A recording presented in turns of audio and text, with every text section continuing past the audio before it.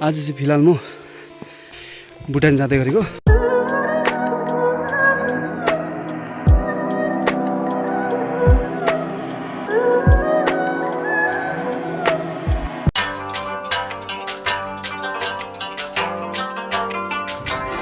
Hello guys, we are in Bhutan.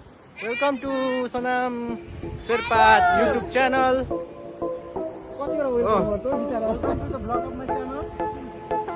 हामी चाहिँ अहिले यो कुन चाहिँ खोला रे? चङ्मु सोनाम चङ्मु एउटा बसेर चाहिँ माथि निक्लेको चुलिङ घुम्यो हो। मैले भ्लग हालेको छु है, हजुरहरूले हेरिदिनुहुन्छ हुँदैन त्यो मलाई थाहा छैन, तर कृपया हेरिदिनुहोस् होला, सपोर्ट गरिदिनुहोस् होला भन्ने चाहन्छु।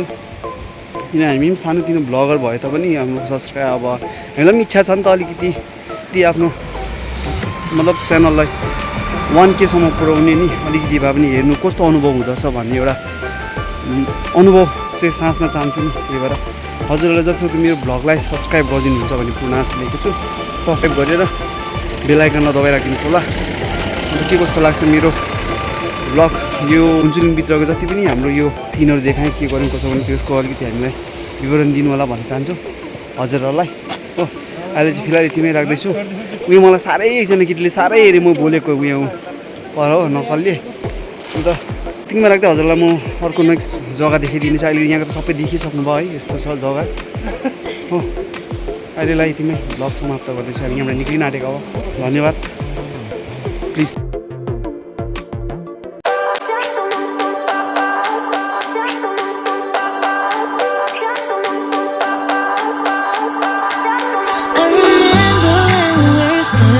photo. Don't forget the way you look me in the eyes. And I keep you in my heart. In my heart is where you are. I still think of you. I want you coming back. I remember when we were staring photo. Don't forget the way you look me in the eyes. And I keep you in my heart. भेटौँला next भिडियोमा। Bye bye. See you next video. Bye.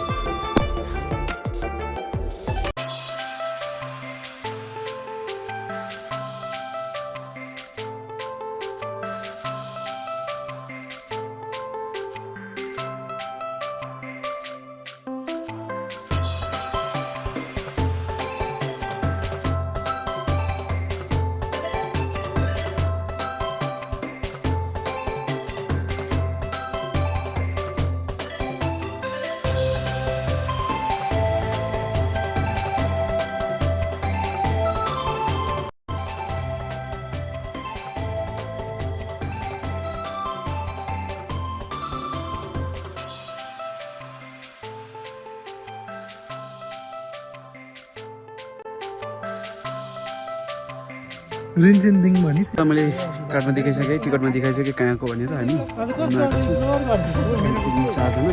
उनीहरू चाहिँ आफ्नो जुनमा मजा फिलहाल चाहिँ हजुरहरूलाई के कुरा साझा गर्नु चाहनुहुन्छ, हजुरहरू पनि यदि थिम्पू पारू जान चाहनुहुन्छ भने चाहिँ त्यसको लागि पास काट्नुपर्ने रहेछ।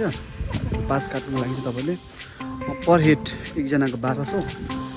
अन्त तपाईँको आफ्नै भेहिकल लिएर आउनुहुँदैछ भने चाहिँ त्यसको लागि एउटा बाइक अब गाडी पनि लिएर आउनुहुँदैछ भने 1 डेको 4,500 गरेर एउटा गाडीको हामीले बाइक लिएर आएको थियौँ। बाइकको चाहिँ एउटाको चाहिँ 4,500 प्लस त्यसमा 1 पर्सनको 1200।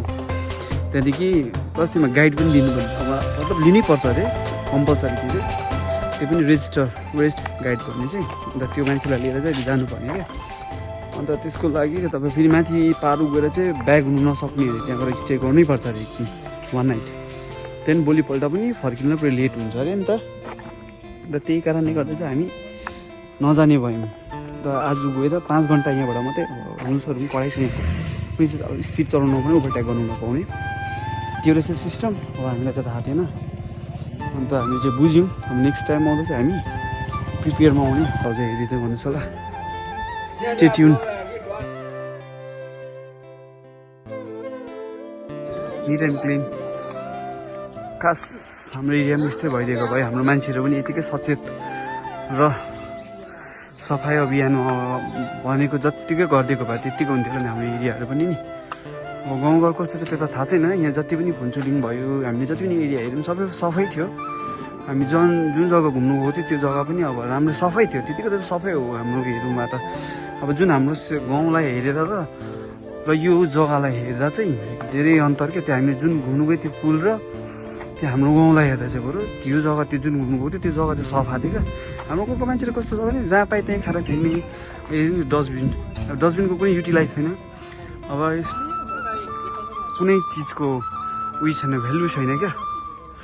र हेर्नुहोस् है हजुरहरूलाई हामी यो सिन देखाउनेछौँ। फिलहाल चाहिँ जयगाउँको यो चाहिँ हजुरहरूले जुन देख्नु हुँदैछ नि यहाँनिर, अब यो हामी नजिकमा हेरेको र हजुरहरूले फोटोबाट हेरेको धेरै अन्तर छ क्या। हामी यहाँबाट हेर्दा कस्तो मजाको रमणीय देख्दैछौँ, तर फोनमा हेर्दा त्यस्तो देख्दैन। फिलहाल हामी चाहिँ गुम्बा पस्नु आँटेको घुम्नुको लागि।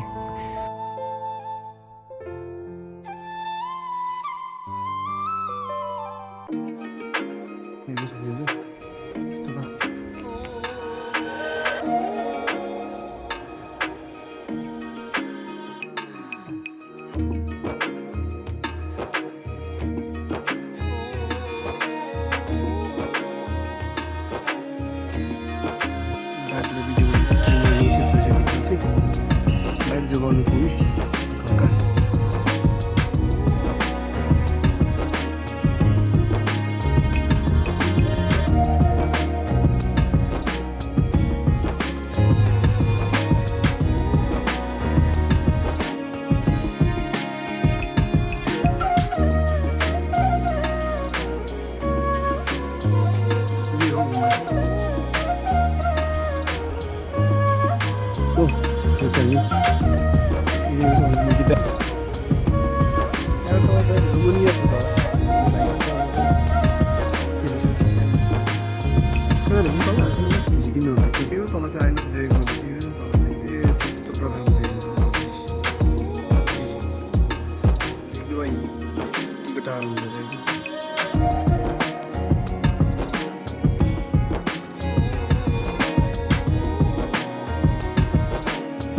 ह्यान्डसम छ केटा थियो केटा फेरि कसैले भ्याउँदैन फेरि यस्तो ह्यान्डसम केटालाई फेरि छोड्ने केटी चाहिँ मा भाउजू अरे यता हेर्दैन अन्त आउनुमा यस्तो ह्यान्डसम केटालाई छोड्ने हेर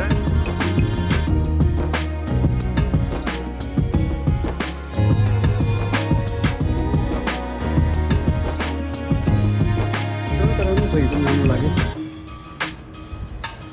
जो कतिमा आउनुभएको छ होला है, प्रायः त आइसकेको थियो फुन्चुलीमा त घुम्नु नि। हामी चाहिँ नयाँ हौँ, फर्स्ट टाइम आएको यहाँनिर आएको थिएनौँ। अन्त नेपालीको फर्स्ट टाइम हाम्रो मेरो चाहिँ भनौँ, अरूको त घुमिसकेको, हाम्रो चाहिँ फर्स्ट टाइम।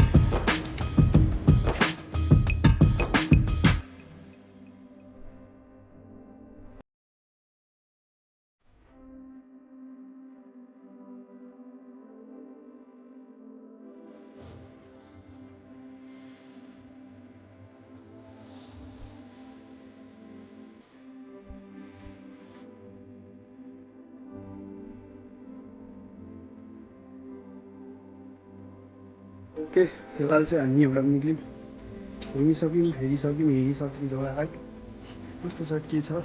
यो गुम्बा रहेछ, अलिकति सिमिर चाहिँ जयगढी ठाउँ रहेछ, त्यस्तो उयो त छैन। र पनि ऊ बाँधानी मसँग रिसाएर बम फुटेको जानेन अरे मैले हो, केही छैन।